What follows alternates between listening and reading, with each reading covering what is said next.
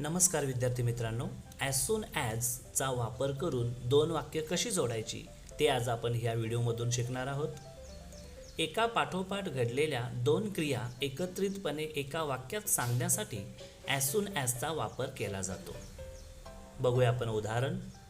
पहिल्याकडे आहे, वाक्यात अँड असेल तेव्हा ॲज सून ॲज कसं वापरायचं ते पाहूया। त्याच्यासाठी आपण एक उदाहरण बघू। She noticed him and lost her temper. या वाक्यामध्ये अँड आलेला आहे, तर अँड काढायचा आणि स्वल्पविराम द्यायचा। सुरुवातीला ॲज सून ॲज लिहायचं। कसं बघा, ॲज सून ॲज शी नोटिस्ड हिम, त्याला स्वल्पविराम द्या, त्यानंतर पुढचं वाक्य आहे तसं, शी लॉस्ट हर टेम्पर, म्हणजे वाक्य असं होईल, ॲज सून ॲज शी नोटिस्ड हिम शी लॉस्ट हर टेम्पर।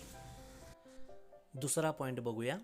वाक्यात सुरुवातीला व्हेन येतो तेव्हा ॲज सून ॲजचा वापर कसा करावा। व्हेन काढून टाकायचा आणि ॲज सून ॲज वापरायचा। उदाहरणार्थ, when I sit down to write I can not forget my age. हे वाक्य आहे, या वाक्याची सुरुवातच व्हेननी झालेली आहे। तो काढून टाकून आपण लिहूया ॲज सून ॲज पुढची दोन्ही वाक्य आहेत तशी, I sit down to write comma I can not forget my age, म्हणजे वाक्य असं होईल, as soon as I sit down to write I can not forget my age. त्यानंतर तिसरा पॉईंट पाहूया। जेव्हा दोन वाक्य दिली जातात तेव्हा ॲज सून ॲजचा वापर कसा करायचा। आपण उदाहरणं पाहूया म्हणजे तुमच्या लक्षात येईल। Police notice their long faces, पहिलं वाक्य। ही ब्लेज्ड विथ अँगर, हे दुसरं वाक्य आहे। सुरुवातीला आपण ॲज सून ॲज लिहून घेऊया, त्यानंतर पहिलं वाक्य आहे तसं लिहून घेऊया, police notice their long faces, आणि कॉमा देऊया स्वल्पविराम, आणि त्यानंतर पुढचं वाक्य लिहून घेऊया, ही blazed with अँगर।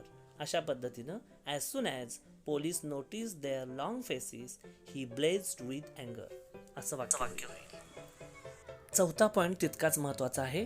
As soon as वापरल्यानंतर मूळ वाक्यातील खालील शब्द काढून टाकावेत। ते कोणते आहेत तर and, as, when, no sooner than आणि हार्डली व्हेन हे शब्द काढून टाकावेत।